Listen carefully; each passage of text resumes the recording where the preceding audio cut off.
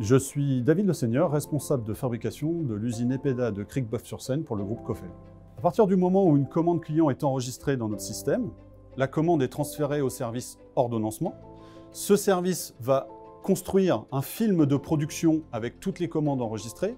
Ce film de production est anticipé à 4 jours par rapport à la finition réelle du produit. Une fois que le film de production est enregistré, la personne qui a passé la commande va pouvoir checker chaque étape de fabrication pour savoir où en est son produit, où en est sa commande. Puisque chaque opérateur va enregistrer selon un flux et un OF précis les étapes qu'il a réalisées. À tout moment, on sait quelles sont les étapes à réaliser sur chaque produit de l'usine. Chaque opérateur reçoit sur son poste de travail via l'outil Sage son film de production à réaliser sur sa journée.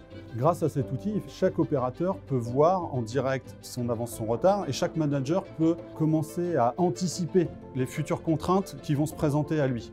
On commence à voir qu'un opérateur prend du retard sur un poste par rapport à un autre qui est en avance. Ça nous permet des fois de déplacer du personnel, ça nous permet des fois de faire accélérer certains postes par rapport à d'autres, de façon à lisser au mieux l'activité de production et le film de production sur la journée. Comme l'outil est déployé sur chaque poste, chaque opérateur est très vite formé et très vite autonome par rapport à l'outil.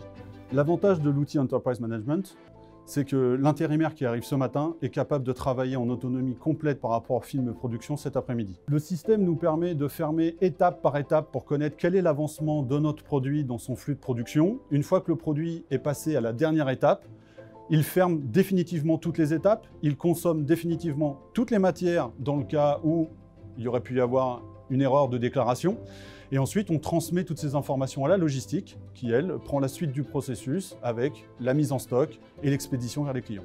Une fois que toutes les commandes de nos clients sont passées, notre service approvisionnement peut engager, grâce à l'ERP, des commandes chez nos fournisseurs qui correspondent aux besoins de l'atelier de fabrication. Ces besoins sont calculés selon le stock vivant, le stock disponible et le stock déjà engagé sur les productions actuelles. Bien entendu, nous mesurons chaque jour notre productivité, mais nous mesurons aussi la qualité de nos produits. Nous mesurons aussi nos rebuts, et ça c'est une valeur importante dans les industries d'aujourd'hui.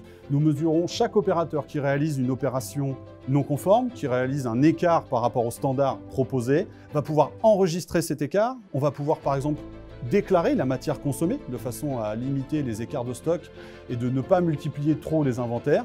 Et on va pouvoir aussi déployer des indicateurs de notre non-qualité interne, de notre non-qualité fournisseur. Le système qualité est vraiment intégré au sein de l'ERP. Nous avons basculé sur l'ERP Sage il y a déjà 3 ans. Nous avons eu des gains en productivité, nous avons eu des gains en communication, interopérabilité entre les différents postes de fabrication, entre les différents services aussi, et ça c'est important. Il y a une vraie symbiose transverse entre le service approvisionnement, le service de fabrication, le service logistique. Et ces petits maillons qui se créent entre les différents services sont grâce à cet ERP qui permet à tout le monde de communiquer sur un même sujet en même temps et de la même façon.